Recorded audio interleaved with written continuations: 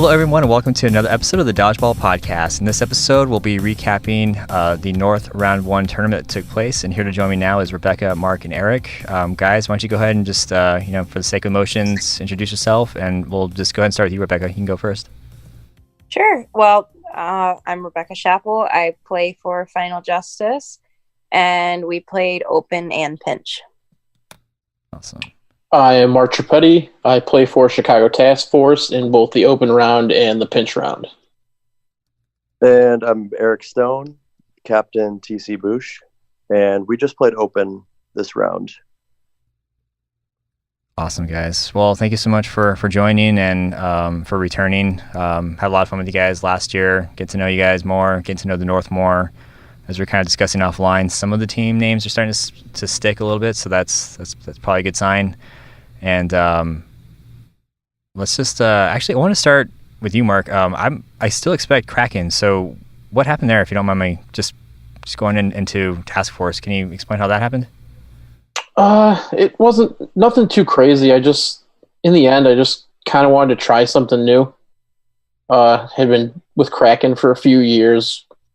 We were Bear Jordan before that, and still very friendly with everyone on the team. Just wanted to try something new. Gave up the captaincy just because I needed more time. I started grad school, so just with a bunch of changes, I just decided to try something different. I played with Task Force once before, back when Elite first started with the Throwdown, and very friendly with the guys. I'm from the Chicago area, so kind of just seemed like it fit. It's like a natural transition, so to speak. Yeah. Awesome. And did you say, I don't know if we talked about this offline just before we started or if you said it previously, but did you take over for Glenn? Did you take his role, more or less? Because that's another big change, right? Yeah. Trying to step into that role now that Glenn's playing on the West full time. Yeah. And this kind of segues into what we're talking about, like with the first question. That was just like, what was the biggest difference for round one, and to kind of just move away from your team and just noticing that the first thing I saw. What other changes did you notice for round one, just from round three, from what you can remember going into this past weekend? Definitely some of the new teams that were there. I would say the biggest difference was some of the new teams, just noting that one or two teams that weren't there. I know Ohio Legacy plans to be at more of the rounds, but they weren't there for that one. And then to go along with my thing, just the other players that changed teams and teams having new looks. And it's like some roster changes and like team rebranding, uniform wise. Did the level of competition feel different at all? Like, did it feel tougher or pretty much on par with where you guys left off in round three? Like, did anything seem shaky, or like, how did that feel? Let's say I'll let them cover it, but I guess for me, every tournament seems like the competition gets better in Elite as more teams get used to the rules and everything. But I wonder what the other Rebecca and Eric have on that one too. For sure. So we'll go ahead and go with you, Eric, and you're kind enough to put some notes in here. So we'll kind of just go through them.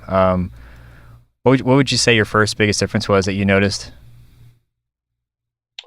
Well, the biggest thing for me was that I was injured, so I was unable to play.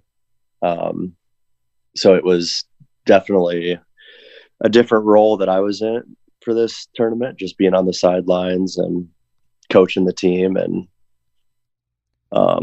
it was a struggle. It's really anxiety provoking just watching your team and having like no control at all, whatsoever on the outcome.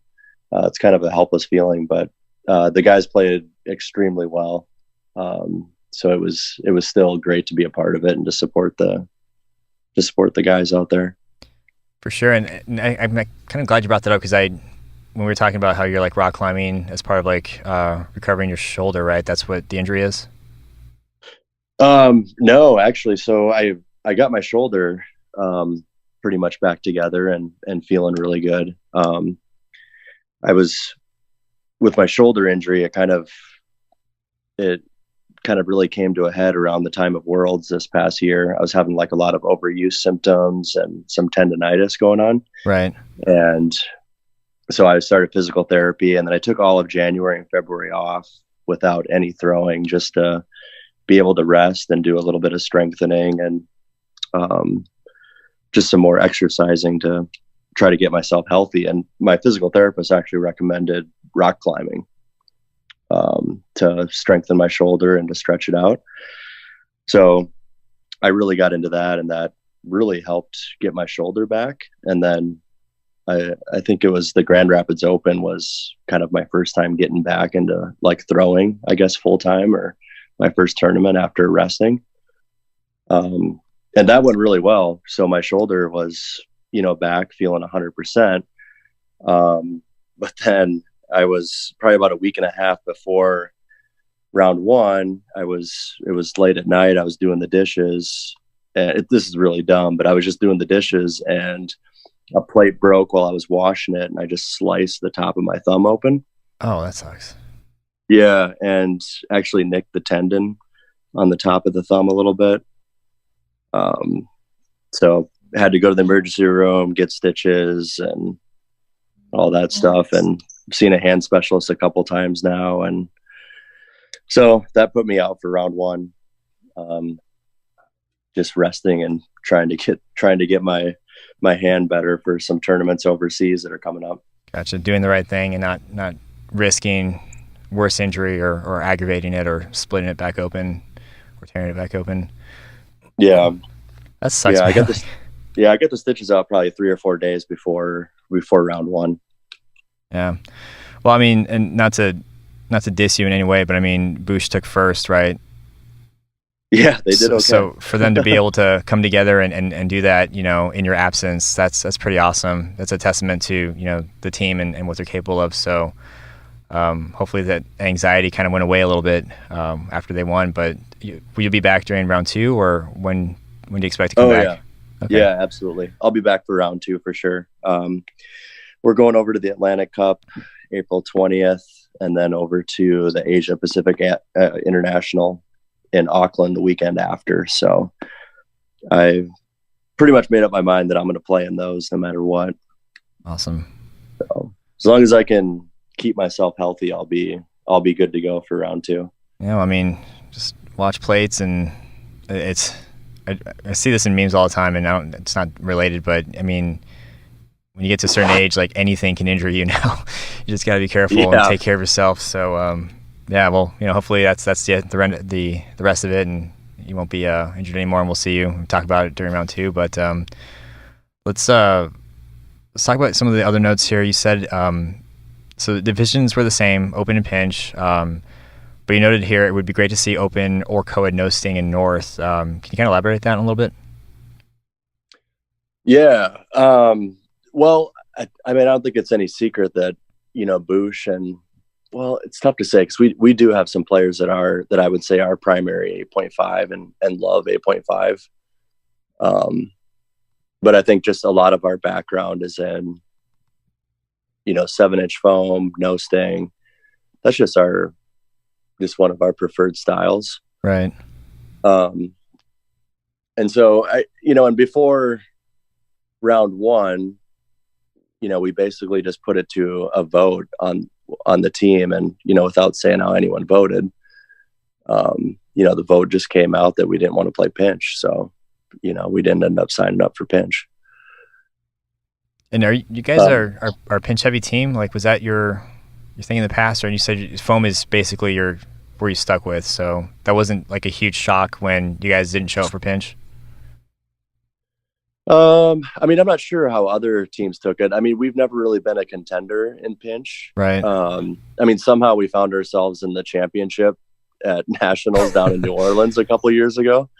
And that was basically because of Derek Johnson just making some ridiculous catches match after match. Okay. That really helped us get to that point. But I mean, I definitely wouldn't call us a pinch team, and we're definitely not a contender in the North for pinch. And I think, just kind of speaking for my team a little bit, I think the reasoning, was guys they're just not that into it, and granted, a lot of other teams and players in the North really are. So, this is just speaking on behalf of some of my players. They're just not really into it. They don't want to get injured. They would just rather rest or just focus all on open, and they're just content with that. Gotcha. They'd rather not die, as I would put it. But I think, honestly, I think if you look at the North, it's with the North, like the vast majority of the North is either current NCDA players or former NCDA players. So the pinch style is, it's got a special place in the North, and it's the background, for a lot of the players and teams that come out to the North. But even with that being said, I think if you, like, hypothetically, if you made players choose between an open division or a pinch division for the second division, like if you ran them simultaneously, I bet it'd probably be about an even split of teams in the North. Probably about half of them would play pinch, and the other half would play no sting open if they were given the choice. Gotcha. And I guess I'd agree with that, Eric.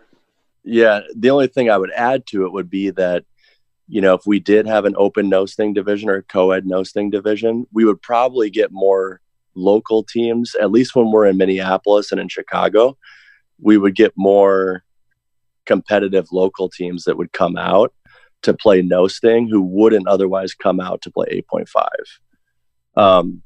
But as Mark brought up earlier, that wouldn't be the case if we were in, Ohio, or if we were in Michigan. We probably wouldn't be bringing like more teams out for no sting. We'd probably have a couple more teams out for pinch in those areas. Gotcha. And so kind of go back to new teams and like, I want to say like potential for growth with this tournament that took place. And Mark, you kind of alluded to it. So Frostbite, was that a new team along with, they came from NCDA, and then Air Patrol? Yeah, Frostbite, half the guys on that team played last year as the Space Monkey Mafia, and they rebranded, formed a new team, grabbed a couple more of the guys from the Bowling Green team. I see. And then how about Air Patrol? That was a local Minneapolis team. Gotcha. So just some local players from the area here that came out to play. And do you think what they experienced with pinch and open, that they'll stick around, or do you think they're kind of waiting for, as you're kind of alluding, like more no sting or foam? No, they're kind of a one and done team. If there's ever a round, here in the cities, I'm sure they'll come out. They just played open. They didn't play pinch at all. I see. But they're not a team that is like travel ready or would be joining the North, full time. Gotcha.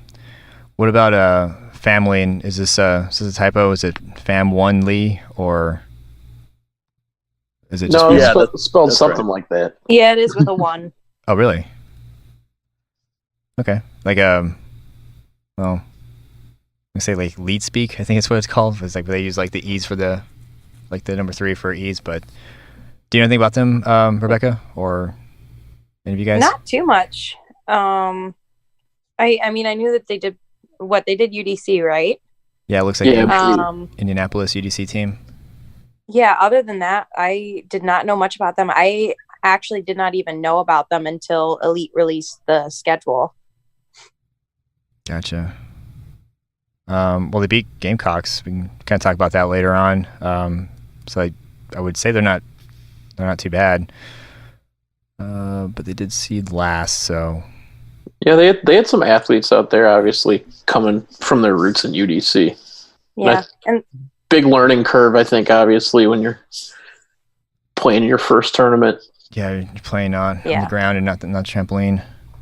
they had some good moments. It just they seemed way, for lack of being able to explain this, I guess they seemed a little more out of their element with the fact that they were on ground playing their first real like elite in the North. Right. That they'd start to get up on a team and all of a sudden, like communication or something would happen that they'd realize like, oh, we're not playing fast paced like trampolines right now. We're actually, like losing ball possession, and then we're, standing back here doing this, and I had happened to talk to a couple of them, and that's one big thing they said was they just lose their communication when they got up. So I think if those guys can actually work on their communication, they'll be really good. Awesome. Yeah, hopefully we see them return for round 2 and they don't take the air patrol route. Because I definitely want to see growth, and that's kind of what I was going back to with like new teams here versus what could potentially be there for if you guys did no sting or foam for later rounds. But before I ask what your major differences or takeaways were, Rebecca, do you agree with Eric what he was saying, where if people had a choice between like pinch or no sting or open, the majority of the teams would choose pinch? No, I agree with Eric and Mark how they said it would be about a 50-50 split. I think the hard line for where you'd see pinch being chosen versus open and no sting being chosen is right in that Chicago Grand Rapids. Like anything east of Grand Rapids, you're going to see a lot more people choosing pinch, like Dynasty, Final Justice, Notorious, Frostbite, and then the Chicago, Minneapolis area, because those guys, have more opportunities for no sting and foam and open and everything. That just seems to be more of an opportunity for those teams to play. Gotcha. But also with, like they said, when you get to the Michigan and Ohio regions, you have the NCDA teams. And because we are a pinch league, everything is so strongly rooted in pinch that I don't think you'll get a lot of those guys to get a whole team that wants to go out of their element and play something different. Right. Yeah, you just see like a line drawn on a map, and like this here is pinch and territory. Yeah. Kudos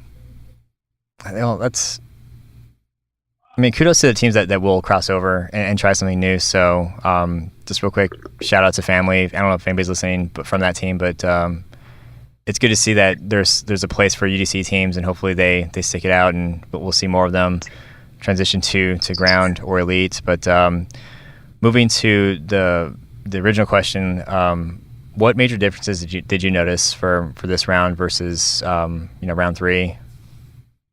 I think just newer faces. A lot of the newer faces I had seen, like how Mark said with Frostbite, when they picked up a couple NCDA guys. We picked up 2 NCDA guys. We're all a lot of collegiate players that came out, minus Air Patrol. But a lot of younger people have been coming out and starting to try this. Right. And I think we're seeing a shift into some younger teams that also have caused, people to move around their teams from some of the older players moving away from it, or, slowly getting out of Dodgeball. And it's really caused a lot of like roster changes and new names to really have the opportunity to put themselves out there. Gotcha. That's good to hear. I mean, definitely want to hear that, the NCDA is kind of feeding into elite, and it's at least providing replacements for when, the older guys move on, because I definitely feel like we kind of had that issue maybe on the West a little bit. You have a bunch of people that have been playing for years, and once we retire or move on, there really isn't much of a backfill. And I remember talking to Mark about how the NCDA could potentially be amazing for that. So that's good to see that that's kind of happening. Let's go into just a single elimination format, and we'll start with you, Mark. Did you have any thoughts, or did you have and this is totally just your opinion, did you like it? Did you appreciate it, or how'd you feel about it? At first, when I heard about the change, I thought I wasn't going to like it, but when it played out, I loved it. I thought it was so exciting, so much fun. Absolutely. You just saw the upsets right away. I mean, the big one that everybody saw was Corruption beating Dynasty. Oh, that was huge. And it's like in the past, if like you allow that slip up, and then you're like, oh well, Dynasty's probably going to end up in the finals anyway against somebody. But I mean, it was so exciting. I loved the single elimination. What was there a specific aspect you liked of it, or did you have a couple that you appreciated, or like how did it change your opinion? Well, at the best of 7, I think it allows teams to you'll have like that slip up in a single game every once in a while, but it allows people to like get their feet back under them and really make these games good. Gotcha. Yeah, I think. Whereas, Okay. yeah, before with like the best of 3, the game could be over before you get your feet under you sometimes, Yeah, or the whole match would be. so it's like a little more forgiving, gives the teams a chance to kind of rally and not let some really bad, double, triple out or some really potentially crappy call completely turn the game. It's like a deliberate action. Like this team won against this other team 4 times. Like that's not an accident. Is that kind of what you're going towards? Yeah, and even a little bit, I think it allows you to, if you're a team that uses some pretty good strategies, you can adjust a little bit, which you never had the luxury of before. Gotcha. And because I've only experienced this through the Tribune, and same thing. I really was not liking it at first. I was like, oh man, I don't know how this is going to translate come elite time. But then when I played in it, I mean, it's a lot of dodgeball that can happen, and you have a lot of chances to recover and beat a team, and same vice versa. So it's definitely a battle. So I think I'm pretty much sold. I like the idea a lot. But do you feel like you played any less dodgeball as a result, or any more? 'Cause I know that was probably an issue with some people, because some of us from the NDL days that were used to single tournaments that was awful. Like you got robbed. But how'd you feel, game time wise with single elimination? Did that change at all, or more or less? To me, it kind of did feel similar. Like I didn't feel like I lost any more game time, or really gained any more game time. Nice. There was even a couple of times early in the bracket where we were winning games and I had already lost track of the score in the best of 7 because I was so used to just being like, oh, we won 2 games. It's over now? No? Okay. Still going. So you can say you got your money's worth more or less with that division, or with that change. Yeah, and timing-wise, I think it ended up being about the same as the double elimination best of 3 games took also. So nice. Moving to you, Eric, you said absolutely. Do you remember what that comment was towards? Like, do you share Mark's sentiments, or? Oh yeah, I'm pretty much right with him with everything he said about single elimination. I've got a little bit of experience with single limb, like with the UDC, that was always single limb. WDBF has always been single limb too, and so I think it just creates a lot more intensity in the match when it's one and done. You kind of have that one shot, but at the same time, it's a best of 7. So, I feel like, the better team is going to show themselves, with that series. So I just really love the intensity of it that single elimination brings. So I feel like you wouldn't really get that before, that same level of intensity like you'd feel with, the UDC when it was, when, everything was on the line, for one match. Right. Or, in the WDBF when it was, this is it, you either win or and go on, or lose and go home. So yeah, I really like the intensity of single elimination. I think it's also a lot easier for spectators to follow. Not that Elite has a lot of spectators, but if you look at all the major sports, they're pretty much all single elimination. I think a double elimination bracket just looks like a mess to the layperson looking at it who doesn't really know what's going on. Yeah, I will say, looking at these brackets in the past recaps, it's been a lot easier to kind of tell a story and not have to double back and be like, oh, wait a minute, where were you guys when this happened, and did you catch this match? Yeah, so that makes a lot of sense. And Mark, and feel free to chime in too. Did you guys take round robin more seriously as a result, knowing that you're going into single elimination and knowing that your seed is even more important than it would have been previously? I think we didn't necessarily take it any more seriously than we did in the past, just because we've always taken it seriously. In the end, we're competing, but it definitely was in our mind that there was a little more importance to get a higher seed. Right. For sure. How about you, Eric? What was your team's mentality going into round robin? Yeah, I mean, I was really pushing the guys to do their best, get a high seed. I think we've always done pretty well in round robin, at least the last couple seasons.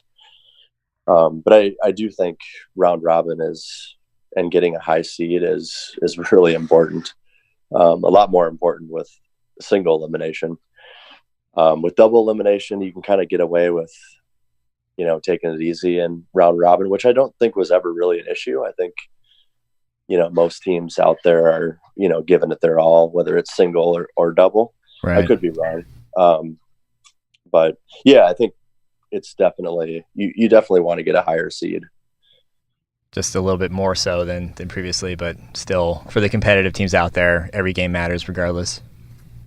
Yeah.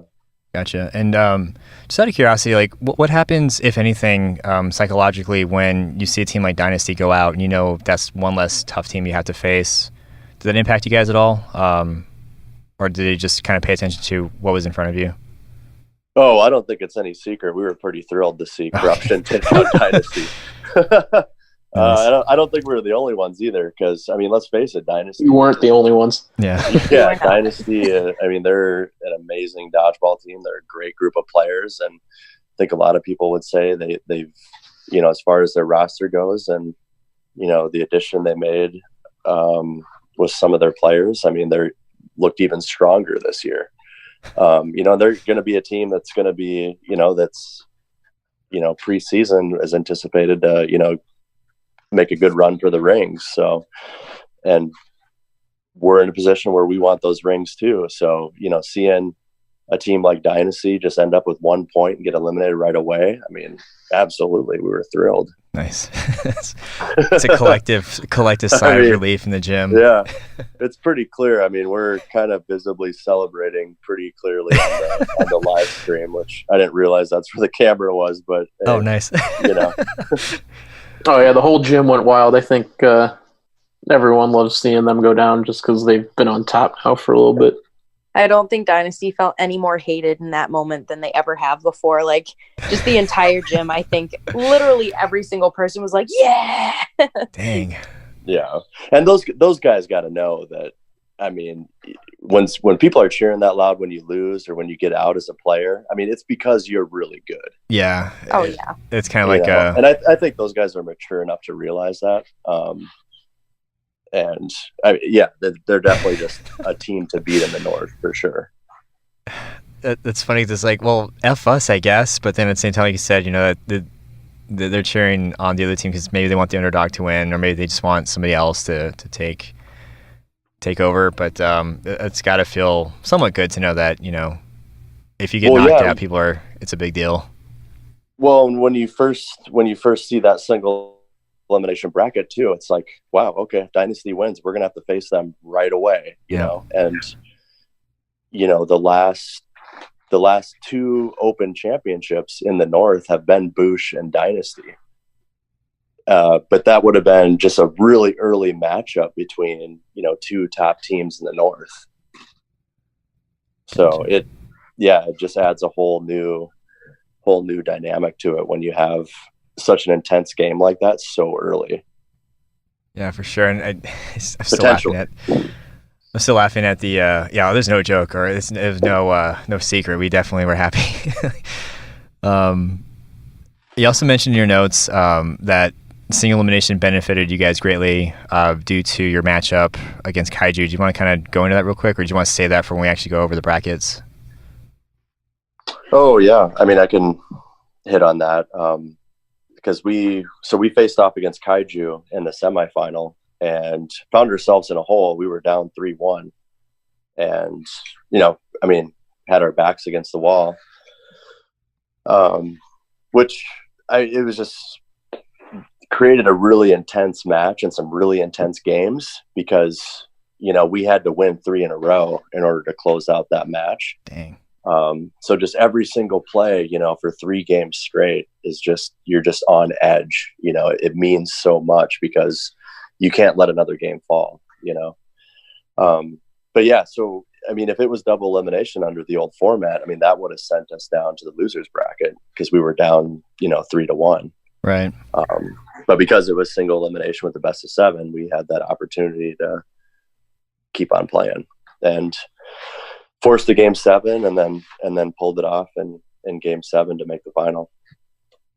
For sure. And then, since you couldn't play, unfortunately, like, were you just just yelling at your team? Like, were you kind of a coach role, or what were you doing during this time?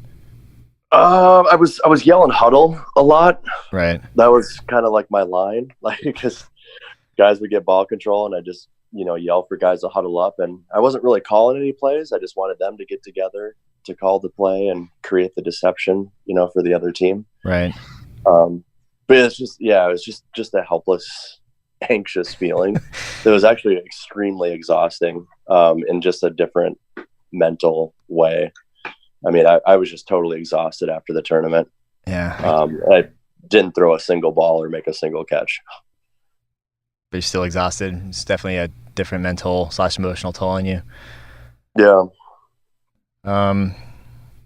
Let's go to your opinion, Rebecca, just on single elimination format. I know you kind of echoed some of the comments with people or your team being relieved that Dynasty was out. But before we do that, how did you guys approach round robin? Did it change your angle at all, or are you just taking every single game seriously regardless?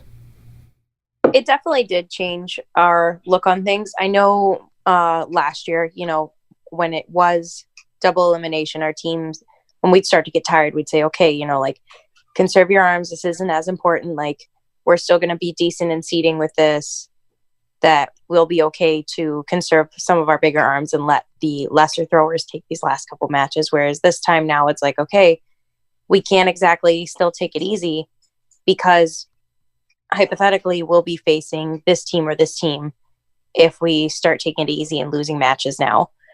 And it really caused us to step up and dig a little deeper. But I do agree with Eric and Mark that the single elim is definitely very intense. And I think you play just a little differently with how it is, knowing that you have, this 7-game streak and you're pretty much going home. Like, we would be in the huddle and I'd keep telling our team, like, win or go home, boys, win or go home. You have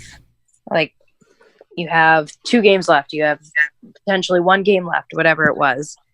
And touching on what Eric said about them coming back 3-1, we ended up having the exact opposite happen in Open, with being up 3-1 on Kraken.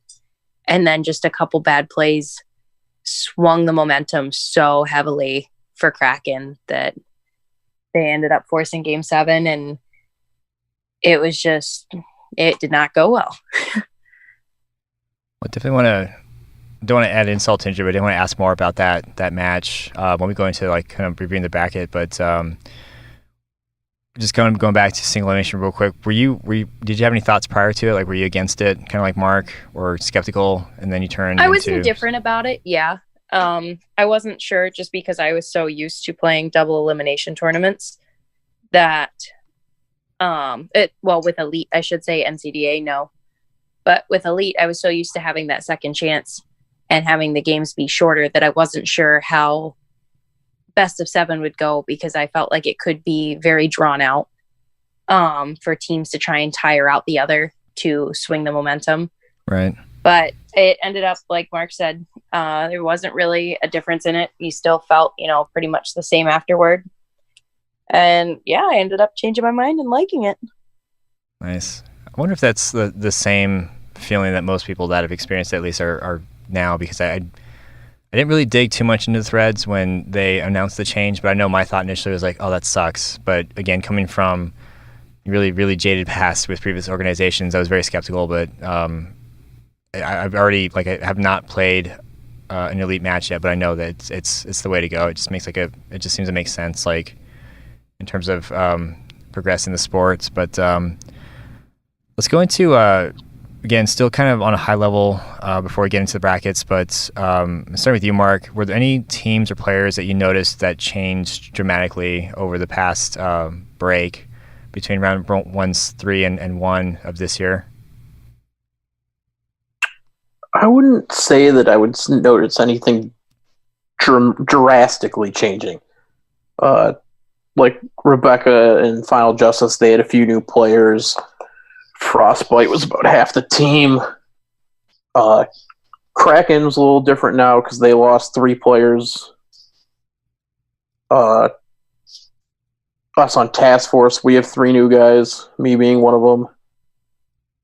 And then some of the other different looks was just this round playing against Boosh with Eric Hurt and Derek Johnson wasn't there. That was a little different looking, obviously. Didn't affect them too badly with the win, but still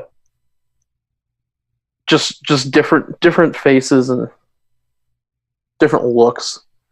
So maybe like more, I don't want to say like subtler changes, but nothing like super crazy that stood out the most. Yeah, no, I wouldn't say anything crazy. It's just slightly backtracking. It's just with the single elimination. It's just like now I'm not going to be overly surprised too much if like an upset happens, just because the quality of the teams are improving, and with a single elimination best of 7, I really think like anyone could win if you just have a good couple matches. Right. And you said, maybe you might be able to answer this one, Eric. Derek Johnson was not there on Boosh. Is that right?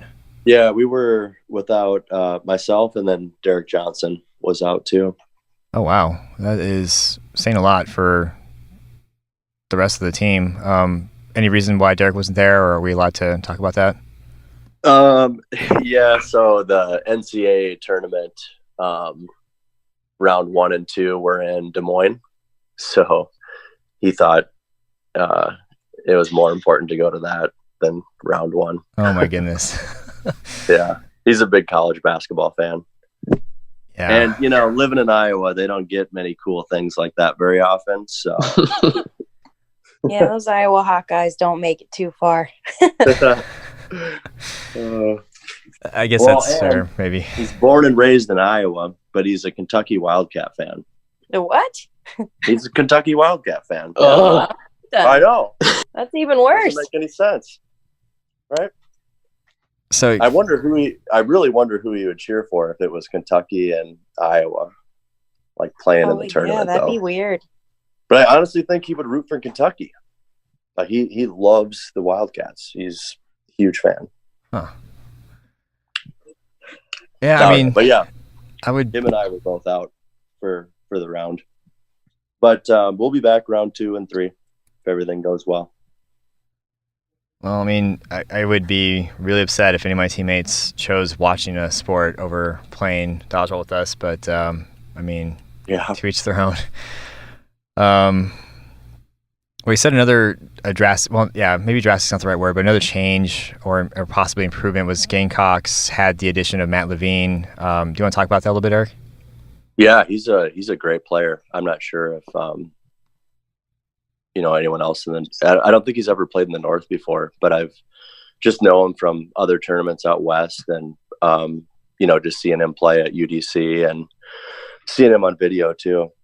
Just a really amazing player. A lot of talent, and I think Gamecocks were the 3rd seed after round robin, which is really high for Gamecocks and Open. I could be wrong, but I don't think they've ever seeded that high in the North after round robin. Yeah, I think you're right, Eric. So, just when I saw like the final like round robin, points and standings, and saw Gamecocks up there, it was like, yep, that's Matt Levine. Well, they also got Brett Hadwin, Central Michigan alum for NCDA too, and Brett used to be one of their big arms. So he was a really good pickup that not a lot of people realized until, especially Pinch. He really shined in Pinch. I think Open, he was still a little off his game, getting used to that, but he definitely helped them with that as well. And he was on both 8.5 and Pinch? Yes. And what was his name? Matt? Oh, Brett Hadwin. I don't know. I'm looking at Matt, but yeah, Brett Hadwin. Mm-hmm. Awesome. He's you wouldn't see him on any list or anything just because just hadn't been to too many elite events in the past. Maybe one round here or there. Yeah, I think he came to nationals last year for co-ed and Pinch, and then one random round the year that prior series. Did he play with Dynasty at the Grand Rapids Open too? He did. Or am I thinking of someone else? Yeah, no, that's him. Okay. Yep. Cool. So new faces, obviously making a pretty good impact on Gamecocks, and not to not to take away from their achievement at all, but sounds like that made the difference from I don't want to say like not as good showing, but a better showing than in the past. And it was not all Matt Levine, who I've heard a lot about. He's definitely not I won't say he's a household name, but yeah, I think people know who he is and what he's capable of now. So that's no surprise that he's added to the Gamecocks doing well. And you said also Task Force looked really good with the addition of Kelvin and Mark. Yeah, I thought so. You guys looked pretty worn out in the final, though, Mark. Were you feeling that, or was it just me seeing that? Or maybe our age is catching up to us? No, I don't know. It wasn't like you guys were like just like ready to go and like pumped up. You guys just looked kind of just a little lethargic. I don't know. I mean, it sure showed lethargic. I didn't feel any more lethargic, but you guys kind of came out pretty quick and almost left no doubt. Yeah. I wanted to comment earlier because I was looking at, when you mentioned you won 3 games in a row back to back against Kaiju to defeat them and then move on to Task Force. I wonder if you guys just had a lot of momentum generated at that point. And then I don't know if you want to chip in on this, Mark, but your match against Rogue was 4-2. So was it as dramatic as Boosh and Kaiju might have been, or how did that match feel, and how did that lead into your finals match? Our match versus Rogue was a good one. We went up 2-1, 3-1, 3-2, 4-2. So I don't think we felt like we were going to lose it, but I mean, I didn't realize that Boosh and Kaiju required like a 3-1 comeback, and yeah, that could have something to do with it too. I mean, you guys locked in. Oh yeah, we were pretty fired up. I think after winning 3 in a row, because we were in a hole. We were down 3-1, and it was very close to being Kaiju and Task Force in the final. Right. I mean, very easily could have been a Kaiju Task Force final. Kaiju's been quietly getting better and better each time, I feel like. I wonder if how they'll play out next round. But yeah, to go from you're back against the wall to go and win 3 consecutive wins and then go in and like I would feel like that's psychologically going into that matchup, you might have had the upper hand just because you had that momentum going for you versus I'm not trying to speak for you, Mark, but just versus Task Force, who may not have had as much momentum going into their part of the battle. But I might touch up on that a little bit. Just want to pocket that for a second because what I wanted to ask you, Rebecca, was what teams and players did you notice that might have changed? And you said Kaiju has been slowly kind of getting better. Yeah, I feel like that you've seen every time you play against them, they're such a chill, fun group of guys that they'll, mess around, have some fun on the court. And then it comes to elimination time, and these guys just start pulling out these solid wins. And it just seems like each round that you see them, they slowly look a little better. I mean, specifically as for them, the other team that I feel like is also a solid team that consistently does well but still sits in like Dynasty and Boosh's shadow is Rogue. I mean, this is what Rogue's 4th consecutive time in the top 4 for Open in the North. Wow. They were all top 4 last year, right? I believe. Yeah, I believe so. They beat us in round robin at Nationals pretty handedly too. Yeah, I mean, they're just a team that, like, they're not filled with powerhouse names like some of the teams are, but they get the job done and they do what they have to do, and they'll take some good quality wins. Nice. But as for specific players, I would definitely agree. You have, Matt Levine, Brett Hadwin. I think that Brandon Meisel addition to Dynasty is going to be very dangerous. I would love to self-plug one of our players with that.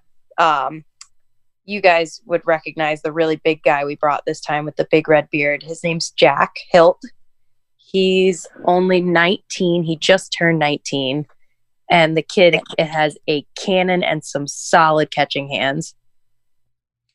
I'm glad you mentioned that because you definitely alluded to that in the Looks interview. like a defensive end. He's huge. He's like 6'4", like I want to say like 240s. Just a huge guy. And he moves. He can move as quick as anybody else I've seen out there. God, yeah, like you said earlier, he's 19, so he's got so much time to get better and scarier. Oh yeah, he's only been playing dodgeball since October. Dang. How did he like it? He loved it. I mean, when he first started in NCDA for us, within 2 weeks of our first practice, he had already approached Kevin and I saying how he had found film of a league called Elite Dodgeball and was watching that to get better because all of those players seemed very good. And we were like, oh, okay. It's like funny you say that. He took it on himself. He'd watch film weekly. He'd, ask us what he needed to do in practice. And that kid really shows up and shows out when he comes out. That's awesome. Yeah, I don't know if you guys have heard, but I found this league called Elite Dodgeball. That's cool though, and yeah, film is. I'm still impressed with how many times I hear people that are new to Elite, either as a team or as a player, referencing what film has done to help them set the expectation of what they're getting into and how that's helped them improve and prepare. So it's awesome. I don't know if you mentioned any other new faces in the interview previously or last week, Rebecca, but were there any other additions to Final Justice? And we do have another one, and he has now already been made famous from the Dynasty video that's circulating of Austin Morley's headshot. Oh. Which is a bad way to become famous in your first round of Elite. But his name is Jacob Georges. He also just turned 19, and this is his second ever dodgeball tournament. But I don't know if you guys had noticed him at all. He actually has a really good throw and also some really good hands. In the NCDA, he's just unbelievable. Nice. Yeah, I saw him make a bunch of catches for you guys. Oh yeah, and to go along with that video, I just want to give him credit for, obviously it's just like he plays dodgeball, but like you wouldn't have really been able to tell he just got hit in the face that hard with his reaction. So oh no, and I know everyone on the internet wants to roast him for getting hit in the face, but I want to give him props for not even like blinking. You're talking about Austin taking the headshot? We were talking about it that night, and his only response to it wasn't like, oh, that hurt. Oh, yeah, that sucked. His response was, I'll get him back next round. Nice. And that's just like the mentality that you love about this kid, because nothing phases him. He's just like, oh, good shot. Yeah, you hit me in the head. I jumped into it. I misread it. But, I'll get you back. Oh, so that wasn't... So Austin Corley hit him in the head, or is this a different... Austin Morley hit him in the head, yes. This is the video that's been circulating. And instead of dropping, which he normally does, for some reason he jumped, and he just jumped his head right up into it. Nice. I mean, not nice that he got hit in the face, but just nice that he has that mentality of like, oh, I'll just get him next time, shake it off. Oh, yeah. Still going to play and continue. That's cool. And kind of putting you on the spot, but would you say, how would you say your team did overall? Like, were you happy with some of the improvements and tweaks that you talked about? Like, do you feel like you guys had a pretty decent showing, or what were your thoughts on just your team overall, Rebecca? I mean, I'm really happy with it. This being mine and Peyton Schuster's second year with the team, and then Jack and Jacob's first year, it was still getting that chemistry together, that we have two new guys that have never played. We still have to teach them the ropes while trying to keep them up to our game speed and making sure that they're not falling behind and feeling out of place and getting just caught up in bad plays and bad throws. And besides the fact that Kraken game took a turn and we had that, I mean, we were up 3-1 pretty handily at that point. And like I said, it just happened to be two bad plays that swung momentum the entire way around. And coming third in pinch and 2-0ing Gamecocks in the third place game was great for us. I feel like now that we know a little bit more of how these, new guys fit in on the court and how we look together and what everybody can and can't do so far in elite and what they need to work on, we're going to look really good coming into round 2 if we can stay up and practice on these things after finals for MSU. Nice. How are you guys' practices set up, Rebecca? So we practice twice a week, and it's 2-hour-long practices where you will, depending on what Peyton does, because Peyton is our captain for Michigan State right now. So it's a Michigan State Yes. MSU dodgeball practice? Okay. Yeah. So it's all students. Sometimes it'll be film days where you spend the first 45 minutes going over a specific film that the captains and e-board have picked out to highlight on some things that they need us to work out. And then the next half an hour to 45 minutes will be running drills to specifically get yourself into these situations that you can work on and recognize. And then other times we'll actually just put a score up and split in half and do scrimmages of everything. But it's pretty much, trying to keep it a little more light because these are still college guys that realistically most of them don't want to go to this next competitive level. Yeah. So it's kind of finding that happy medium between satisfying the elite players that come, which is Final Justice, and keeping it nice enough pace that the MSU guys don't feel uncomfortable and stop coming. Or like they're being pressured to do something they don't necessarily want or haven't bought into fully yet. You said you guys watch film. Like, do you guys have like your like an equipment room, like the way college football players would watch film, or like how serious is does your club take it? The fact that you said you have people figure out what specifically to look out for is pretty awesome, and I definitely want to go down this rabbit hole real quick, but just to kind of talk about the NCAA a little bit more. What's that like when you guys review film? So I mean, it's a club sport for MSU. MSU doesn't exactly like us. We get no funding, but we are officially recognized that we can get their gear and everything else. We just can't get scholarships or all the fun money stuff. The facility that they have us practice in, though, does have a big room with a big projector, and it's classroom style setting. They'll have everybody come in and we'll pull up the clips of everything that we've either shortened or pulled off of Facebook or NCDA Facebook pages. And we'll go through that and we'll stop at certain key points and ask we'll ask the team, okay, what do you see wrong here? What do you see right here? In this situation, what do you think we should do different next time? And we'll highlight on, roles that people are currently playing in the court in that game and saying, okay, do you feel comfortable in this role? Do you think in this situation next time you could do this? You could get closer for a block. You could, throw the counter a little sooner or chase him down to be more close range.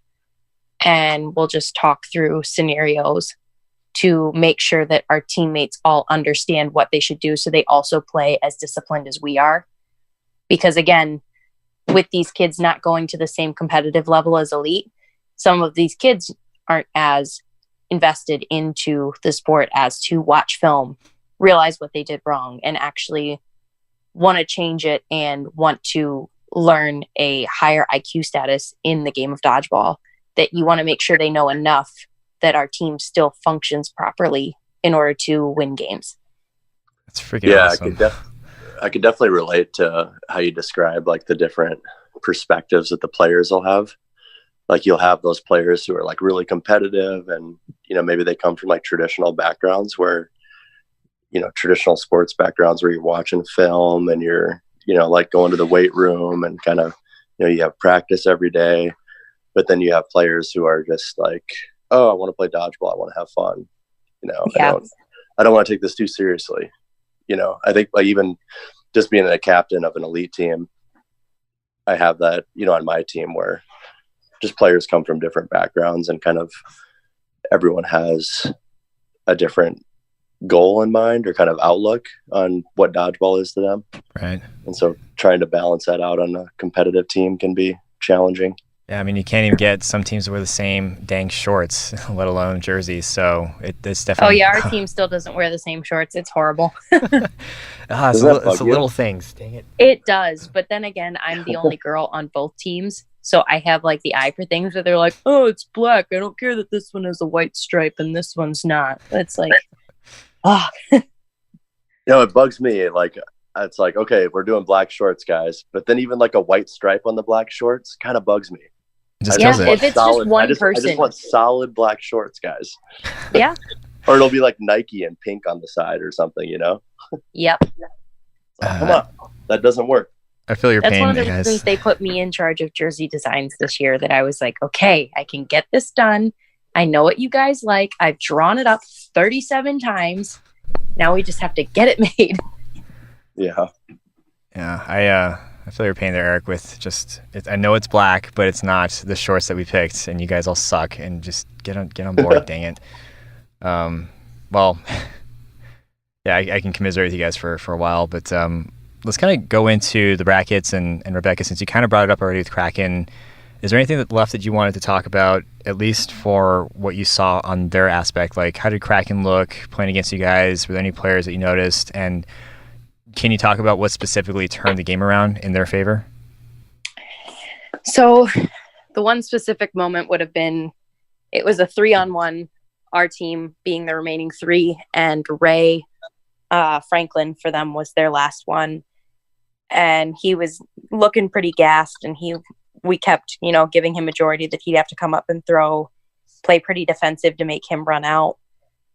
And for some reason, our one guy just decided to counter him when he came up and pump fake for the throw. He pulled his block up, and the ball went under his block and up because he threw from like a lower angle and just stuck to his chest and swung it to a 2v2.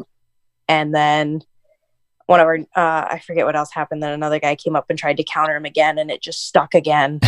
Like, I was like, you guys, this has got to be a dream right now. Like, this is not happening. Yeah. But other than that, I mean, Connor Klopchich, I want to say, I never pronounce his last name right, but Klopsic. that guy's, what is it? Connor Klopsic. Klopsic. What? Always wondered that. I have never said that right in my life. Wow.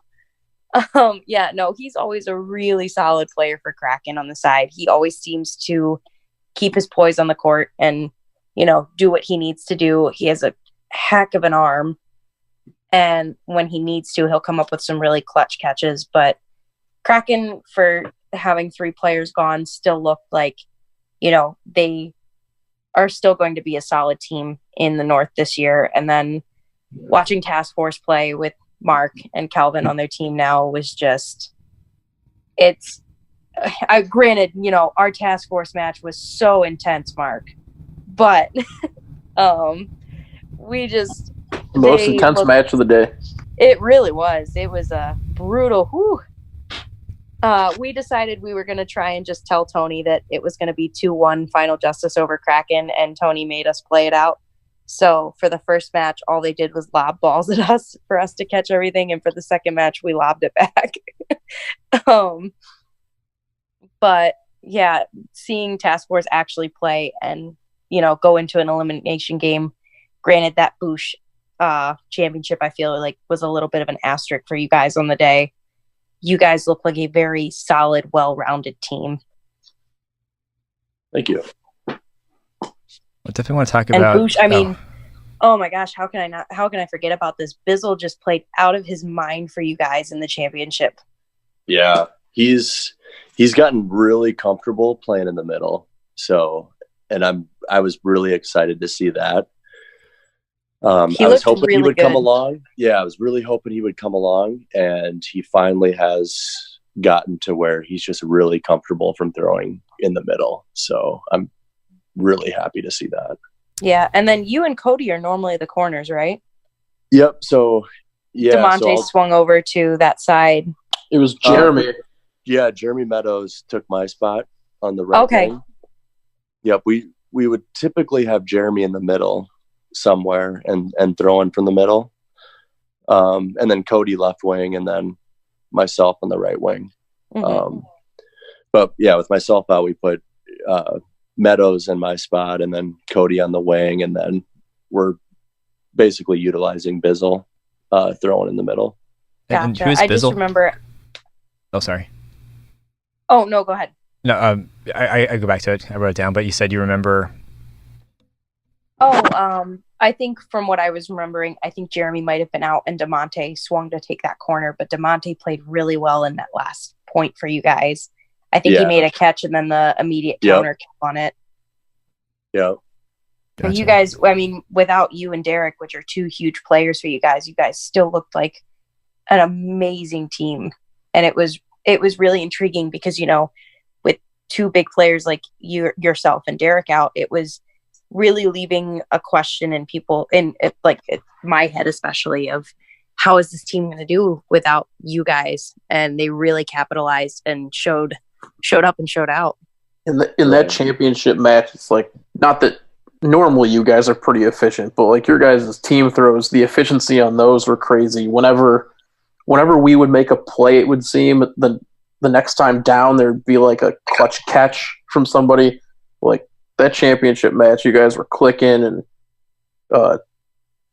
just played amazing. And I think people like to look past Jeremy a little bit in 8.5, and he just crushes people all the time when he gets an opportunity. Makes him pay for that. With all the talent you guys have, sometimes you can rely on certain guys, certain games, and it's just next man up for you guys. And I think that showed pretty well missing you and Derek this tournament. Yeah, I appreciate that. Yeah, before the tournament, I was like, man, how is this going to go? How is this going to look? I had kind of questions myself and how it was going to go. And then when the tournament started, our first match was against Frostbite and we lost 2-1. So it was kind of like, oh man, is this how this is going to go? You just wrote everybody off right then and there. Like, oh, we're done. Yeah. We lost our very first match to the new team in the North. It was like, oh no, this could be really bad today. Yeah, I wanted to backtrack real quick since we're talking about Boosh and who's Bizzle? Who's that? Jeremy Bizzle. Plays middle. And not usually, actually, he played next to Cody, so he played in the 2 spot. But he's played like the 3 and 4 spots for us before too. Is this primarily Jeremy? Like locally for like leagues around here, he'll almost always be on the wing. So that's what I mean when I talk about like him getting comfortable in the middle. It's been a pretty big adjustment for him. And this is but I think Jeremy he Meadows, finally, or matured and kind of, came along with his 8.5 game, and he's just getting really confident with it. And the guy throws extremely hard when he does his full windup. Like, we'll do practices and blocking and catching drills, and I really don't want to try to catch him or even try to block him when we do those drills. He cracked me pretty good in the championship, so. Yeah, he's got a great throw. He really does. And is this Jeremy Meadows or is this another Jeremy? Another Jeremy Bizzle. So his last name is Bizzle. Last name is Bizzle. Yep. Oh, okay. Gotcha. Yeah, I was. No offense to this kid, but I wonder if that was like a nickname. That's what I was like. Are you guys calling Jeremy Meadows Bizzle? I know that Jeremy, but okay. Jeremy Bizzle Meadows. Oh Lord. I don't know what I've done. Speaking of Meadows, though, he really deserves a ton of credit for our success in 8.5 in the North. And he does. He's probably one of the most overlooked players there is in 8.5. He really is the backbone of our team. He's always on top of all of our stat sheets. But he gets no credit publicly for it. And I feel for him because he really is like our most valuable player. Like he really is. I won't overlook him. Love you, Jeremy. Yeah, it sounds like absolutely. He deserves so much more credit publicly than he gets. You don't really hear his name at all publicly, and it's kind of a shame because we're not as successful as we have been without Jeremy Meadows in 8.5. Nice. Well, you just painted a big target on him, so Yeah, there's the I really downside did, of being well known. I mean, the people who matter in the North, though, I mean, you guys know this. They know. Oh yeah. Mhm. Yeah. Gotcha. I wanted to talk real quick about Blitz. I haven't heard too much from them, but I recognize that team from last year. Have you guys recall any of those games or see anything about them that was, I won't say worthy of mention because I don't want to dismiss them, but just from you guys can remember? They I could played talk about pretty Blitz. close in round robin. Yeah, I watched that match too. I think Brett probably just uploaded it not too long ago. Mm-hmm. They're another Minnesota team, another competitive team out of Minneapolis. And unfortunately, like, their results don't really tell the story for them for this tournament. Right. I thought from the video that I've seen, the games I watched, I thought they played really well. And it looked to me like they had gotten better and had even, more chemistry going. I thought Jake Peterson, especially their left wing, has gotten a really good player. Yeah, he's gotten so much better at 8.5, and I mean, he was playing extremely well. But yeah, unfortunately, I think just the matches didn't go their way, and their numbers definitely and results definitely don't tell the story of how much they've improved and how well they did. Gotcha. I usually reference them as like one of the more pesky teams out there. Mm-hmm. Like, every time I seem to play them, you don't know which guy it's going to be on their team that's going to do something to help them, but somebody's going to do something to help them. And they always play us close. They've beat us in some games before too. So it's not like they're just like close but not there. One of the rounds last year, I think they were top 4 one of the rounds last year, and I think they had a top seed. I think they actually had the number 1 seed once. Mm-hmm. It was either 1 or 2 because I don't know if it was it might have been the year before too, but because I remember they beat us in round robin once too. Gotcha. And I think they had the top seed after one of the rounds. So they're definitely not a team to snooze on or dismiss. They'll get their wins in. And absolutely not. Awesome. How about kind of talked about family a little bit, but I did want to hear a little bit more about Frostbite, just because they're a new team, right? Is that what we talked about earlier? Yeah, I mean, with something about Frostbite, one of the craziest plays of the tournament happened with one of their guys. Can you go into that? Tyrell Smith, he got hit, and like while he was falling backwards, like there was just 2 balls that had bounced up in the air, and as he was falling backwards, reached out and grabbed both of them each with a single hand, like one with his left, one with his right, and just brought him in, landed in bounds. Nice. Just a very casually one of the more ridiculous things I've ever watched on a dodgeball court. A very deliberate very double catch for an elite round 1. That's awesome. And did you guys get to see the Kaiju match that they played? I mean, going to like not being able to tell the story. When you look at something like 4-0 or 4-1. Doesn't necessarily say it was a walk in the park for that team. Like every match could have been, or every game could have been a battle. But do you have any comments on that? If any of you guys saw that one, I didn't see that one. No, I did not either. Let's see. Sorry, I spaced out for a second. Oh, no worries. We were talking about Kaiju and Frostbite, and if any of you guys might have seen that match. Oh, I missed it. Nope.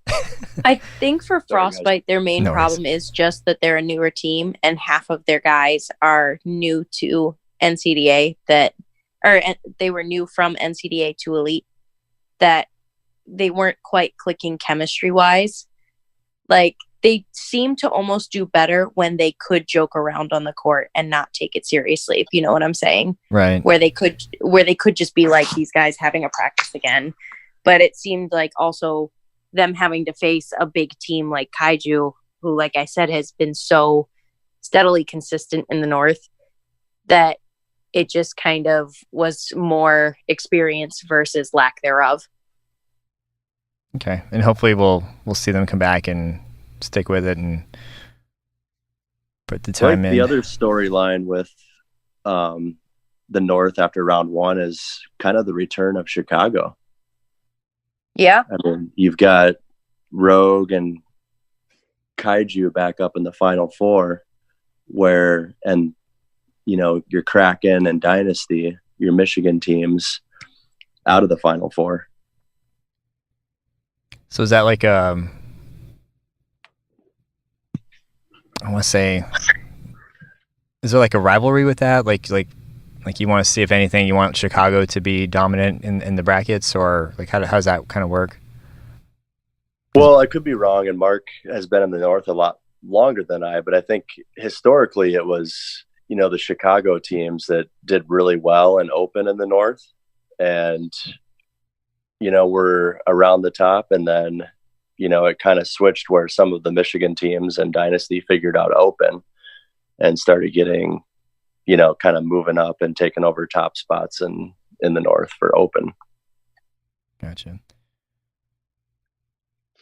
Could be wrong about that, but just seeing Kaiju and Rogue in the top four with two big powerhouse Michigan teams like Kraken and Dynasty out of the top four seems to be a shift to me. Yeah, it's tough. It's tough to judge rivalry per se with kind of what you alluded to, Steve. But yeah, in the kind of right around the inception of Elite, it was always like us as Bear Jordan versus Task Force with DWO in there, and then like half of DWO became Rogue. I see. But kind of with the explosion of Elite and just there being more teams, then kind of like you started getting split off from those groups, and it's kind of always been the same names. But that's when Boosh joined in too, and they've been up near the top. And I don't know, maybe I'm also a bad person to ask about this rivalry because all those guys on the Michigan teams are my college buddies, my friends, and I'm from Chicago and play for one of the Chicago teams now. Got my hand in both buckets. Gotcha. Yeah, I guess the way I can compare it is, you have California, which has Northern California now, LA and San Diego, so there's a lot of teams there. But when it's an Arizona team against a Cali team, I can only really speak for myself in this. If we're not playing, we want Arizona to win. Like, we want at least Arizona to have a strong showing and take that away from California, because that's for a while Arizona used to be the dominant force, but LA and California just in general has kind of taken that over. So, and then you throw in the Pacific Northwest now with Seattle and Portland. So it's one of those things where, like, well, okay, we may not win, but at the very least, let's let our state win, or let's let our city win, which is mostly Phoenix. But and it's just more of it's more like a personal question, just because, again, I'm so terrible with the geography, but I want to get an idea of just some of the more the intricacies of you guys. But you guys mentioned Rogue a few times. I did want to ask about them before we moved on to Pinch, and I just wanted to ask if there was anybody from that team that might have stood out. And the only person I really think I know on Rogue was Tyler Underwood. Was he playing for the 8.5 team? And can you guys comment on him at all, or anybody else on that team? Yeah, he's on that team. He's kind of like their main middle thrower. Okay. And he's always good for a couple kills a game. I mean, the thing about Rogue is just like they're just another one of those. They're consistent. You know what you're going to get from him. Marcus Furman's a great catcher. Paige Peterson plays for them. She'll hit you with a counter if you're not paying attention. Then you get the addition of Kenny Cox, and that's one more thing you have to worry about. And one of their throwers who gets overlooked a lot is Greg Moy, and he could hit you from anywhere on the court when he wants to. It's not typically going to be a headshot ever, right, but the foot still counts the same as the head. Still an out. Actually, that's why I circled Rogue too, because we kind of talked about it earlier with these imported players. Should have done my homework, and I should have found out what team on the West Kenny plays for if he does. But they kind of alluded to what happens if you are a top four now which is going to be the case with Rogue. So I wonder if Kenny is going to be missing for rounds 2 and 3 because of West team, or how that's going to work. But were there any other, like, for lack of better words, imported players in this both open and co-ed that you guys know about? Because the biggest one would have been Glenn, but he's no longer there. So CJ Garcia is still coming out from the West. Garcia, Yeah, right? Yeah, I don't know if he plays for a West team. He might. I just know last year he played for Rogue at, I believe, all 3 rounds. Yeah, yep. He played with them all. I think he was really interested in pinch. That's what he told me. He really wanted to play pinch, and so came out to the North for that. But didn't somebody come out from the West to play with Kaiju? Oh yeah, Mark Swetko from Seattle. He lives in Chicago now. He moved recently. He's a Fortune player, right? Or played with Fortune? Yeah. Yep. Interesting. He moved to Chicago, huh? Yeah, he moved to Chicago in the end of the fall, and I've played with him a little bit in our Roselle pickup around the Chicago suburbs. Oh, nice. Good player. Very nice person too. That's a good pickup for them. Awesome. So for the most part, you guys are staying. And then obviously Levine, if he's still playing on the East too. Oh yeah, I forgot. I think he's just trying to get everywhere. Whatever division, whatever team will take him, he just wants to rack up as much XP as possible. And then, so it doesn't sound like too many with you guys, unless I'm wrong. No. I did remember, I wanted to ask about the Dynasty versus Corruption game, because we kind of talked about how you guys were all collectively happy, like the entire gym was really happy to see Dynasty lose. Was there anything spectacular about that game that stood out other than Corruption won? Did it look different? Were there any major additions to that team, or how'd that whole thing go, if you guys can recall? Well, yeah, Tyler Hamilton, you had the catch at the end, the one over his head, catching Colin O'Brien. But not the Dynasty. From Colin too, right? Not that Dynasty is going to use this as an excuse, but they were playing without Kevin Bailey. He's rehabbing a little elbow issue. Oh, so obviously that they had a little bit of issue without him, because he's normally that stalwart in that right corner. Gotcha. So that might have impacted them just a little bit. I mean, maybe a little bit. I mean, that's a big name. I would say that would hinder. But then you look at Boosh, who didn't have Eric Stone or Derek Johnson, and they still won. So yeah, I don't know. Maybe I'll just stay neutral on that one. But with both from Corruption, both Matt Schroeder and Mario Romanelli both played pretty well that Dynasty game. Gotcha.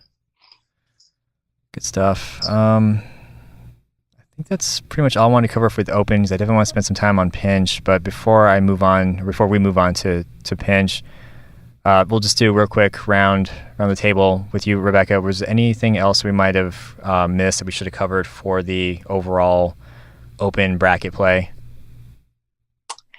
I don't think there was too much. Granted, like I had said, we got out kind of early, so I was then sent on food duty, so I missed a lot of the open bracket play. But from what I heard, the main big thing was just the Boosh finals against Task Force, and then the Corruption Dynasty games, which we covered. Gotcha. And how about you, Mark? I think I got most of my comments in there. Just had a couple of those guys I wanted to mention. I think they deserve the mention, those Corruption guys. And awesome. And last but not least, Eric, how about you? Just that Corruption match was pretty intense, and I would say probably the highlight of the entire round was Hamilton making that catch on Colin, and it really was a great throw from Colin. He put it in a perfect spot. He just snagged that ball out of the air with just all hands. It was just a great catch. And this is he's the one that you called Ham earlier, right? This is Tyler Hamilton? Ham, yep. I want to make a really crappy joke about Taylor Ham, but I'm not, just because it's been a thing of discussion between me and Colin Dowling. But alrighty, so I definitely want to be respectful of you guys' time, and because Eric, you didn't really play pinch. It's not we don't need you, but I just want to kind of give you a chance to exit out of here. But before I do that, just because it's become a staple now with everybody, real quick, are you a Team Taco or Team Pizza? Oh man, Team Pizza. Now, is this any reason why, or you just like pizza? I mean, if I had to choose one or the other, I could only have one for the rest of my life, I'd choose pizza. Fair enough. Well, I can go into rabbit holes about that, but I don't want to hold you guys up too much. But Eric, congrats on taking first and defending that title with your region, and then also thanks for hopping on. It was great hearing your smooth, sultry voice. I missed it over the months, but. I think we're good, man. If you want to hop off, we'll definitely reconnect during round 2. So thank you, man. Yeah, thanks, Steven, for having me. I'll see you guys. See you, Eric. Eric. Okay, and then there were 2. So again, don't want to rush it, but also again, Rebecca, it's like midnight your time, so thank you for hanging out. But let's kind of go over pinch real quick, and I kind of just want to go like maybe high level. Were there any matches that we're looking at in this bracket that stood out to you that you're able to notice? Before you take off? I did not realize that Notorious 4-0'd Frostbite. I was expecting, once I saw them move on, I was expecting them to maybe get a point off them because these guys have played against each other in the NCDA for years. And then, that whole Dynasty Notorious final also was a bit shocking for me. Again, with just how long these guys have played against each other in the history they have. But I do know that Wes Peters did dislocate his finger on a catch in one of the points. I don't remember if it was the very end point or they still had another one after that. But also, to be fair, in favor of Notorious, they are missing 3 of their players for round 1, and they picked up another guy to substitute just to make sure they had the 6. Right. And they're still able to take second though, so that's pretty good. Yeah. And that was one thing I want to mention too, is like looking at the differences between, open and pinch. Obviously Notorious was a little more impactful. I want to say like you guys went a little bit further too, to take out Rogue, and then what was your matchup against Rogue? Like, how did you guys shift from open to pinch, and how did that help, or like your play style, or was that more your element, or can you kind of walk me through that match real quick? With our team, Final Justice is 100% more a pinch team, right, as you can tell through the standings that ended up resulting for the day. With all these guys being NCDA, this is all they know is pinch. So we definitely found ourselves more in our element. And the Rogue game was more so of how do we get past Kenny? Because we'd find ourselves trying to get Kenny out, missing, and then all of a sudden Kenny has a 5-1 ball advantage, and Kenny does not miss shots. So we were just finding ourselves getting picked off, and that's kind of how at least one of the points I remember vividly going through was Kenny had 5 balls, and all of a sudden we're just getting toe shot, shoulder shot, toe shot, finger shot on a reach. It was just brutal to watch because that man is phenomenal at pinch. But once we played Dynasty, it was still pretty well fought. It was 2-2. Dynasty took it 3-2. It was a pretty close point. And then that last point was also down to, I think they ended up winning with 2 people left on. So it's not like they were pretty handily beating us. And I think we definitely can have a good chance with them next year or next round. But it was just a matter of, again, we're a young team right now. We have to get our chemistry and our momentum together. Definitely. And did you lose anybody between open and pinch, or did you have the same roster, same lineup? Same roster for open and pinch. Gotcha. They mainly kept the 6 guys in for playoffs, and I sat out for that. Also opting on a couple points unless the guys wanted to sit to catch their breath, because I know that those guys are the harder throwers and everything, that they have a better chance of, working together for a throw, where granted I still throw 60, but 60 is not 70. Right. Yeah, no, and you definitely talked about that a little bit more in depth in the interview last week. So before anybody wants to dig into that or gets, I don't want to say upset, but just has questions about that and your whole mentality behind it, you can definitely check that part out. Normally I would dig into that, but I know I don't have to because I got to talk to you for a while. But did Dynasty have Kevin Bailey? Was he back or was he out the entire? He was out the entire day. He was basically their enthusiastic coach on the sidelines, Gotcha. Talking to him about plays, making sure they were aware of all the court situations going on, shagging balls, talking jokes all the time. Well, good for him. I know it's standard Kevin Bailey. I applaud people that are willing and have the discipline to sit out when they're injured, because just running the risk of making it worse is never worth it. Oh yeah. And I feel like Kevin Bailey's actually one of the better people to do that in elite, because some people will just push themselves and be like, oh, so what, my shoulder hurts. He actually takes the time to realize that in the long run this is not going to be good for me. I do need to sit out and rehab this and make sure everything is getting better. Yeah, especially no joke, he was ranked number 1 in the top 30, I think. Should be, yeah. Yeah. So again, kudos to you, Kevin, if you're listening. I mean, that would be really hard to do, knowing you are, well, I mean, I'm sure he doesn't take it to his head, but like just knowing that you are a huge contribution to your team, to just kind of sit that out. And, I probably wonder if you felt like Eric, you're just like, man, I hate not playing, but, you just got to do the right thing. Let me think real quick. I don't think I had any of the questions, at least for you, Rebecca, because again, I don't want to keep you up too late. And we do know, for the record, in case anybody hasn't listened to your interview, you are Team Taco. Has that changed in the last week? Oh no, it has not. I actually, our first day back, we went to, we lifted on Monday because, hashtag team no days off. And we ended up going, and I got a burrito, not tacos, but I was really upset that I ended up not getting tacos because I was thinking about our conversation. And I'm probably going to get some this weekend and send you a picture of whatever excuse of Michigan tacos they have up here. You do that, and then whenever I decide to stray from pizza, I'll do the same. And this is what Arizona Southwestern tacos look like. Oh, I can only imagine. Oh, it probably comes close, but it's probably not the real thing. And then before you sign off, were there any shout outs or high level thoughts or remarks or comments you wanted to provide before we say goodbye?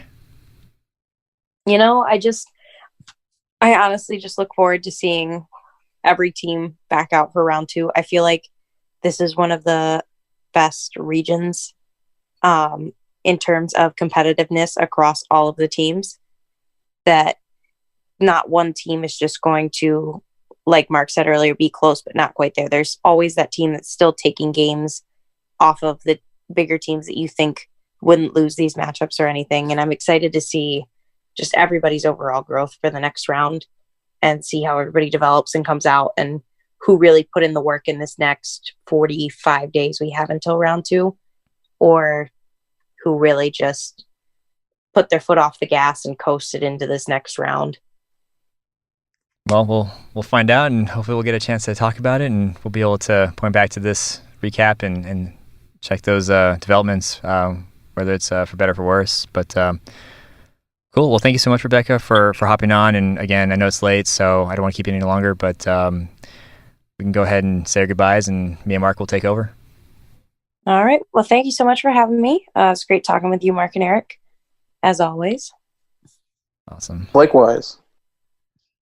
All right. I'll see you guys. All right. See you, Rebecca. Bye. Alrighty, and then there was one. Mark, thanks for sticking on, man, because I don't want to completely bypass Pinch. Heaven forbid I do that with the North. That is definitely what you guys are known for, and we kind of talked about Dynasty a little bit. Honestly, no surprise to see them number one. Good to see Notorious, in their element. Same thing with Gamecock, not Gamecocks, Final Justice. But I did want to ask about Gamecocks, especially because you got to play against them, right, for in the bracket play. Yeah, they're all former NCAA guys as well, with the exception of Matt Levine, who played with them this tournament, and Pinch being their element. And I mean, they're a good team. As you saw, they took the 3 seed into Open and the 4 seed into Pinch, but they've got a lot of hard throwers, good catchers. I mean, Felix has just a phenomenal velocity and movement on his left-handed throw, which personally gives me fits. Jeff Starr, Brett Hadwin, Kyle Fitzpatrick, who not a lot of people talk about, but they're not a fun matchup in Pinch. So do they get serious? I mean, because they're obviously they're really well known for their memes and the crap talking and the they got a real comedic aspect about them. But what happens when they play Pinch? Do they get serious, or does their demeanor change at all, or are they just is there a transition from that, or what's that like? I think they all look forward to Pinch just ever so slightly more. And when they're on the court, they're serious. It's just, I always know that if I want to crack a joke in the middle of a game to them, those guys are always down for a laugh, and they'll respond, and nice. We'll laugh for a second, and then they'll go right back to playing. That's game on. Yeah. That's cool. Yeah, I appreciated the depths that they'll go through. I think I still can't get over it's like the Dynasty branded condoms that they made. I mean that took some planning. that was really creative. And I don't want to incite anything negative, but I would love to see more of that kind of friendly banter going on between teams. I know we had like the meme wars a month ago with Heat here, and I think some of it got out of hand, but I think for the most part it was pretty innocent and fun. So I definitely want to see more of that, and I really applaud the Gamecocks for bringing that into my life. I guess it's fun to watch it as a bystander. But well, their new one was on their way back. They flew Spirit, and Kevin Bailey was on the same flight, and I guess they got on before and talked to one of the head flight attendant, and they got the flight attendant on the flight when everybody was sitting down to like have Kevin stand up and like sing him happy birthday or wish him happy birthday or something. The video's out there on their page, on their Facebook page, for anybody who wants to go check that one out. That's incredible. I would hate that. I would absolutely hate that. That is fantastic. Well played, guys. I gotta check out that video and just feel bad for Kevin, because I would hide or get angry. I don't know what I would do. I wouldn't want to be in that situation. I kind of want to talk about like how, like, going back to some of the shifts, like corruption. They took Dynasty in Open 8.5, but then it looks like Dynasty, I don't want to say either got payback or just was able to overcome that. Did you get a chance to see that match by any chance, or were you playing?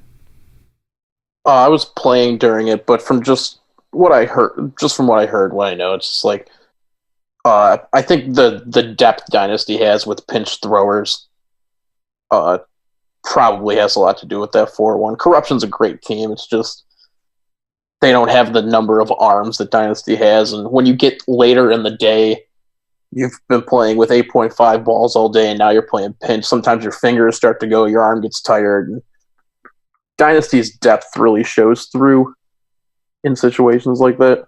Gotcha. Yeah, I kind of figured that would be the case. It's pinch is clearly their world. So I was not surprised when I saw it there in the finals. That was just same thing with Notorious too. Just knowing and hearing about them a little bit, and kind of seeing them during nationals. When I saw that matchup, I was like, yeah, that's more or less what I would expect. And then same thing with Frostbite. It looks like they actually beat Kaiju, which I would like to say, from my perspective, was a feat. I don't know if you would agree, because it looks like Kaiju was 4-0 in Open. Did you get a chance to see that match by chance? I didn't. I will say I'm surprised in just the fact that they were able to adjust quickly to the court size. Right. When we played Frostbite and Round Robin, I mean, they're another team that's no fun to play with, being all guys who came from the college circuit, and they can all pinch throw like no problem. Some of them still playing. Like, I remember when I was playing, and I could just throw for days in Elite with a 5 foot shorter throw than I'm used to. Also, and when we played them, it was like right out of the gate in Round Robin, and their eyes just lit up, and they were ready for it. That's awesome. And again, I can't really speak for Rebecca, but it's got to be a good feeling. Like, okay, we didn't really get the showing that we wanted for Open, but here comes Pinch. That's our realm. That's our game, and that's I'm looking to things like that would keep teams coming back for more for the next rounds and moving forward. And I think some of these college teams that are coming over, I think they're definitely more willing to take their early lumps in Open and adjust to that game, knowing that they have Pinch to play. Yeah, which is why Pinch is so important to the North. Kind of just for everybody out there who's wondering why is Pinch still a thing? Is Pinch going to go away? Like, it is a really good tool to recruit the NCDA type of player and keep growing the league. And I think that's what draws them to it as they learn like the Open format and playing on a smaller court and everything else. Yeah, no, I agree. And I think that's, I called you guys a bunch of psychos last week. I'm like, I don't know why people play Pinch. It's just, something you're probably just used to. And, but to be able to try to get you to our side being 8.5, just 6v6, into the elite, I don't want to say realm, but just basically just trying to get to an elite. For everybody that plays Pinch, there might be a few that want to cross over or do both. And it was evident in the Nationals seeing, a lot more North-based teams showing up, and it's awesome. I mean, it just helps the sport grow. So I could definitely see a need for Pinch to kind of remain as a division for the North. But let's go ahead and actually, real quick, did you have any other like notes or takeaways just from Pinch overall before we move on? I was surprised Kraken didn't do a little bit better in Pinch. I wonder if they just wore down near the end of the day. I know a lot of their new guys are college guys from Grand Valley's team, so they're used to pinching. I would expect in the future them to do a little bit better than they did here in round one. Now, do you think, this is kind of putting you in a spot, but do you think you're not being there might have impacted that at all, or that's something you don't really want to comment on, or do you feel like that changed the dynamic? I'm sure the dynamics changed. I mean, I went from being the captain of Kraken to not being on the roster. I think they're going to be just fine. Right. Because some of the guys they picked up are really good dodgeball players. I think it's just going to take them a little bit longer to get used to that smaller court. Definitely the Open play style with not being able to pinch in one division, and I think they're going to be fine, and I'm going to be rooting for them to do well anytime I'm not playing them. For sure. Just Matt to make some adjustments, get some more reps in, and they'll be we'll be talking about them for sure. Cool. I did kind of want to go into just because we ended up talking about it earlier when we were offline, but we kind of looked at like the power rankings. And I'll just go through them real quick. You had for 8.5 Boosh, Dynasty, Task Force, Notorious, Kraken, Kaiju, Rogue, Gamecocks, Corruption, and Final Justice. And between the three of you guys, actually, I guess it was more Mark and or you and Eric. If you had to rewrite this for 8.5, I think we can all agree that Dynasty may have lost one ranking. Kaiju would rise a little bit, maybe one or two. And per Eric, he said corruption would increase by 2, and notorious would drop 1, but there wouldn't be that much of a difference. But what are your thoughts on that lineup, and how would you kind of gauge some of the changes here? Yeah, I think some of those changes. I definitely think Rogue would raise up a couple spots from 7. Kraken and Notorious would probably drop below them, just based on this being a power ranking. Obviously, I love power rankings and the content they give to the sport, because I really enjoy when there's more stuff to read about dodgeball. But right, obviously, they're power rankings; they're not final standings. So just probably Task Force bump above Dynasty for right now, and Notorious drop a few spots from 4. Corruption probably up a spot or 2. And then, I mean, since she's not here, we can definitely talk crap about her. How would you place Final Justice? Would you think they would move up at all, or? I might keep them there, just based on the teams and whatnot. Yeah, and all the shifting that took place. Yeah, I'm expecting them to do better in the future. Obviously, they're still breaking in the new players, like Rebecca talked about, and there was a lot of good that they showed, and obviously, unfortunately for them, they had the 3-1 deficit go against them and kind of blew the lead there. But I think they'll be all right going forward. So it sounds like they're not disheartened. They're going to go back and review film and practice, and it sounds like they got a pretty disciplined just attitude overall. Like, we're going to get better, we're going to recover from this and move on. And I want to say that was kind of evident when they carried into pinch. They obviously did a lot better, because some teams could probably take a bad loss and just never recover, regardless if it's their division or not. So to see that they weren't disrupted, that's saying a lot. Well, pinch. So Eric didn't really get to weigh in because he, after he won, he ended up taking off, probably to go recover emotionally. But let's kind of go through some of your comments here. So first, you had obviously Dynasty's going to stay there. But speaking of Final Justice, you said that you wanted to move them up 1. Like, let's kind of walk through these. Yeah, I think the power ranking should probably reflect the standings. So like Dynasty 1, Notorious 2, Final Justice 3.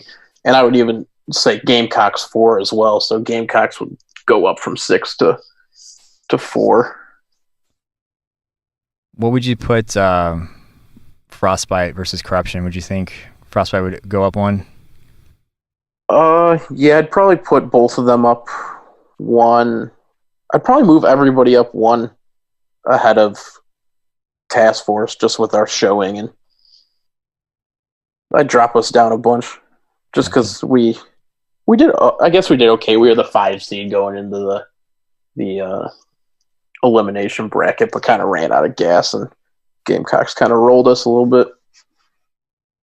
Yeah, that's good. But for the sake of power rankings, I'd say move us down, Task Force down 5 spots or whatever, and because all those teams finished better than we did.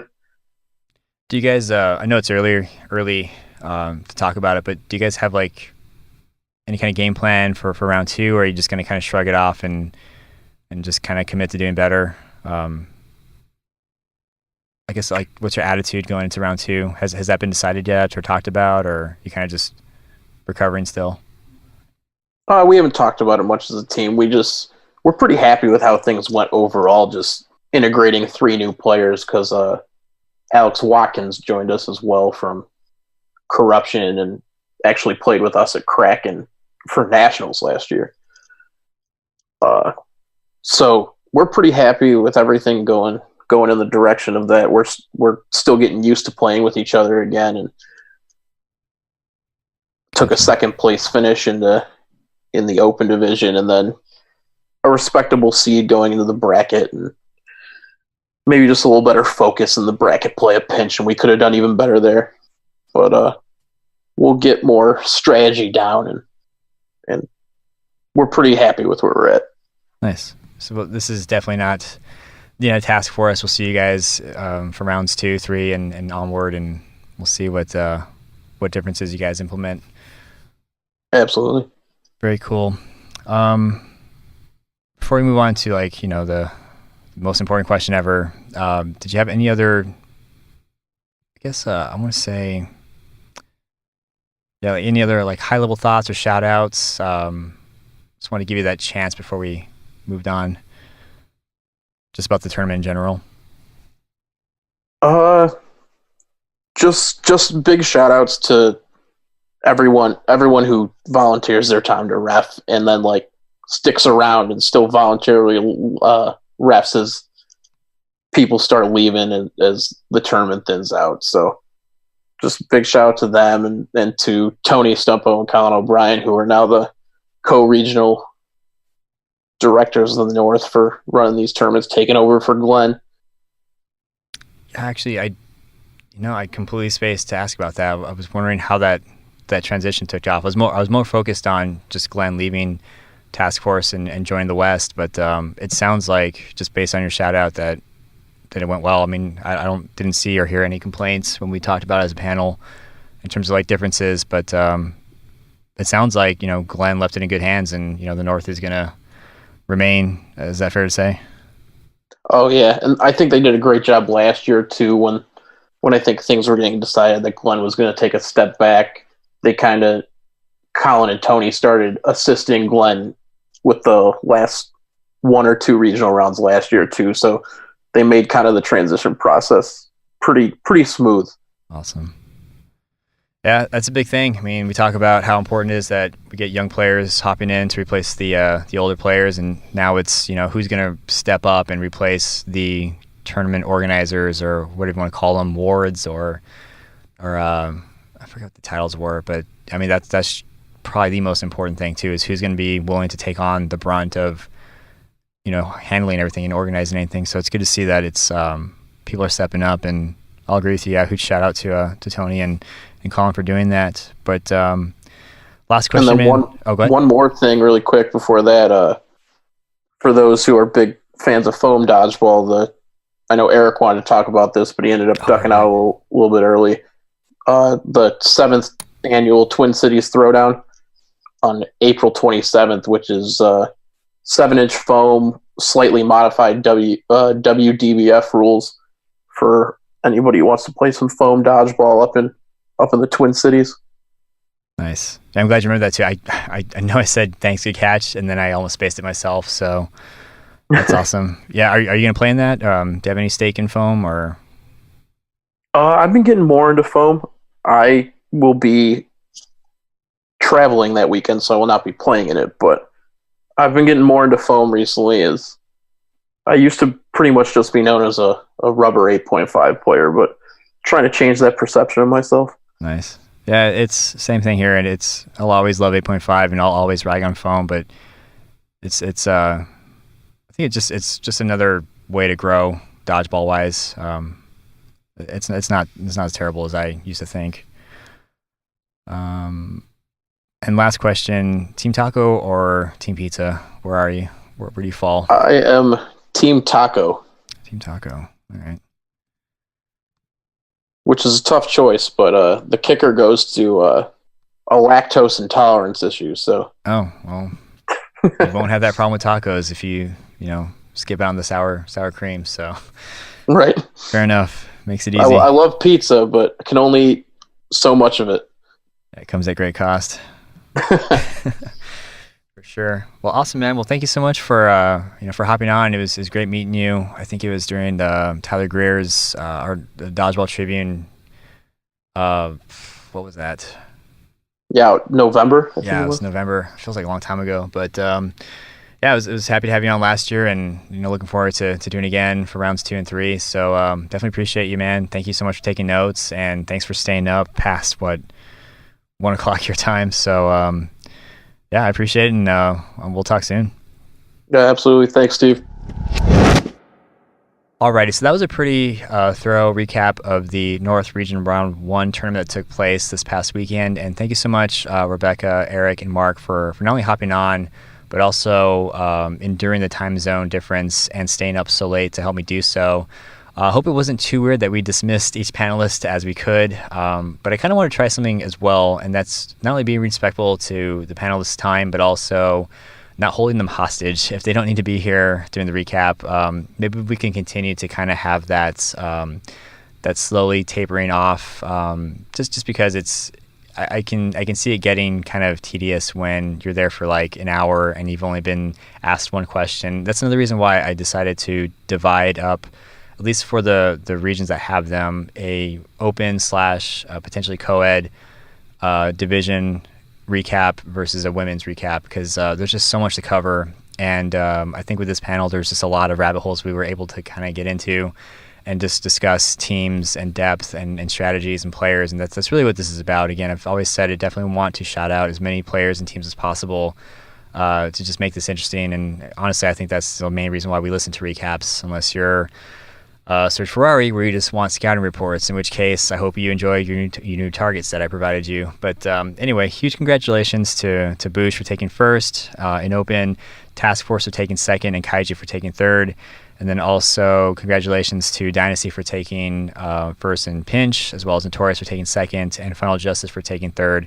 It's going to be really exciting to see how these teams develop throughout the course of the remaining rounds up until Nationals. And I'm definitely looking forward to recapping the North for round 2. So without any more to say, I am going to go ahead and just end it all there. And if you're still listening, have a great rest of your evening, a great weekend, and we'll see you next time.